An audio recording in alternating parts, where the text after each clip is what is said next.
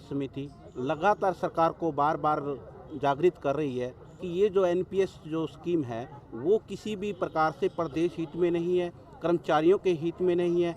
इस स्कीम से कर्मचारियों का पैसा लगातार बाजार में उतार चढ़ाव के कारण आज कर्मचारी पूरे हरियाणा का चिंता में रहता है, जिसके कारण कर्मचारी जो एक अपनी सेवा है वो सही तरीके से नहीं दे पाता। सुबह उठकर जब वो अपना पैसा चेक करता है, मैसेज उसमें आता है तो उसमें दिखता है कि आज पैसा 20,000 50,000 रुपये बाजार गिरने के कारण घट गया।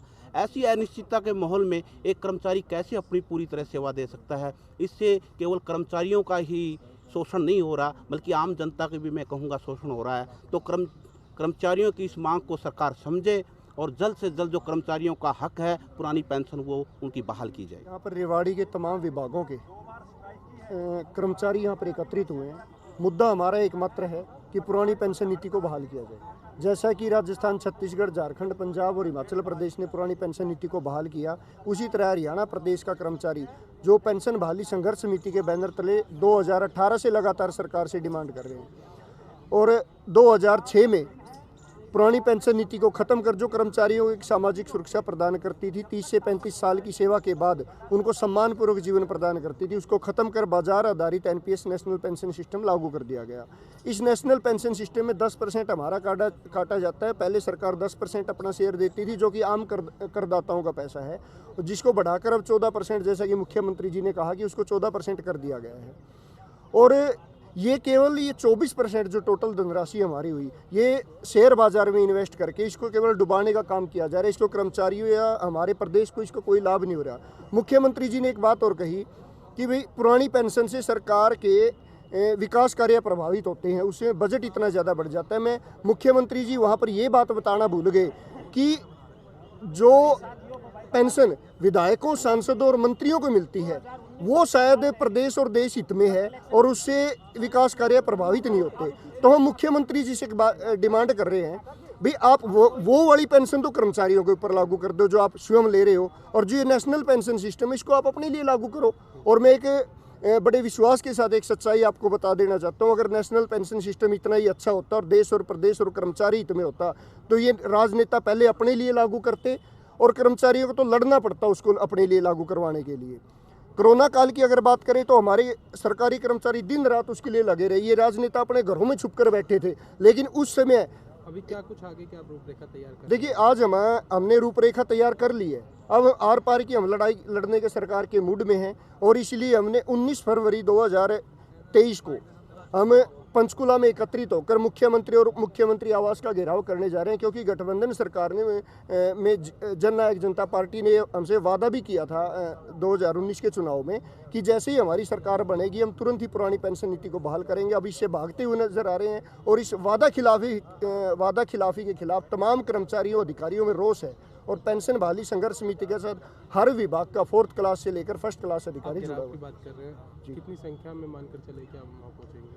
देखिए अगर मैं बताऊं हरियाणा प्रदेश के अंदर इस समय 1,74,000 एनपीएस कर्मचारी है और उसके साथ अगर 1 लाख के लगभग हमारा पुरानी पेंशन नीति का भी कर्मचारी, तमाम कर्मचारी वहां पर एकत्रित होंगे और लगभग 1 लाख की हमारी संख्या पंचकुला के अंदर उस दिन इकट्ठा होगी। मैं यादव, जीव विज्ञान प्रवक्ता, और मैं एनपीएस के अंदर आती हूँ।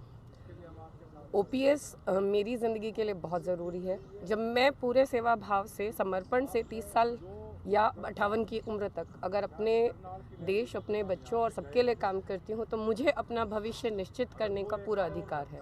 जब कोई नेता 24 घंटे के लिए नेता बनकर ओपीएस का अधिकारी है तो मैं क्यों नहीं।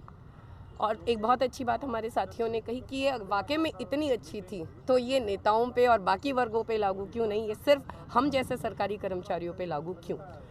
दूसरी बात जो इम्पॉर्टेंटली मैं कहना चाहती हूँ वो ये है कि जब हमें आवश्यकता पड़े, इमरजेंसी हो, हम एनपीएस में से पैसा नहीं निकाल सकते। उसके इतने प्रावधान हैं, इतने नियम हैं कि उस तक पहुंचना बहुत मुश्किल है, जो कि ओल्ड पेंशन स्कीम के अंदर नहीं था। चाहे हमें घर बनाना हो या हमें कोई आकस्मिक स्थिति है जहां पे हमें पैसे की आवश्यकता है, चाहे वो पारिवारिक कारण की वजह से, वो जीपीएफ में वो एक हेड से या एक सिंपल डीओ के काम से हो जाता था।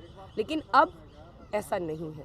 हमारा पैसा हमने कमाया, मेहनत से कमाया, और वो पैसा किसके अधीन है? वो बाहर प्राइवेटाइजेशन उनके शेयर मार्केट के अधीन है कि हमारी तो पूरा भविष्य उनके हाथों में लटका हुआ है। हो सकता है कल मैं जब एनपीएस में रिटायर हूँ और क्योंकि शेयर मार्केट डाउन है तो मुझे ये पता चले कि मैंने जो इतने 30 साल में कमाई की है उसका तो इतना प्रतिशत भी मुझे नहीं मिल सकता इस है। तरीके से आप गिराव जी की बात कर रहे हैं। बिल्कुल, हाँ। गिराव की बात कर रहे हैं तो किस तरीके से हम चेताएंगे मुख्यमंत्री आवास को गिराव? देखिए, हर तरीके का माध्यम होगा, वहाँ पे जो संख्या पहुँचेगी वो अपने आप में प्रतीकात्मक है इस बात का कि हम जो ये एनपीएस लागू किया उससे किसी भी तरीके से सहमत नहीं है अपने भविष्य को लेके। इतनी बड़ी संख्या जब वहाँ पहुँचती है तो उसका एक ठोस कारण होता है, फिर चाहे वो कोई और तंत्र भी हो। मैं सिर्फ बात ये नहीं करती कि सिर्फ भीड़ की, चाहे वो सोशल मीडिया हो, हर तरीके से जनसंपर्क से सबको ये जानकारी देना बहुत बहुत ज़रूरी है कि एक सरकारी कर्मचारी सिर्फ और सिर्फ अपना परिवार नहीं पालता है, पूरा देश के ऊपर लंबा लगाता समय है। हो गया आपको संघर्ष करते हुए, उसके बावजूद सरकार नहीं चेत रही है, क्या लगता है? मंशा की कमी है, कहीं ना कहीं एक बहुत सारी गलत डिपिक्शंस सरकारी कर्मचारियों के बारे में अलग अलग तरीक़ों से देती गई है, अलग अलग विभिन्न सरकारों द्वारा की। लेकिन अभी एक कोरोना काल की जिक्र हुआ था तो शायद इस टाइम पे देश में हर एक नागरिक को ये सोचना चाहिए बहुत अच्छे से कि उस पूरे कोरोना काल में कौन था जो 24 घंटे उनके साथ खड़ा हुआ था? सिर्फ एक सरकारी कर्मचारी, ना कि कोई नेता। तो ये सोचने वाली बात है सर। और ये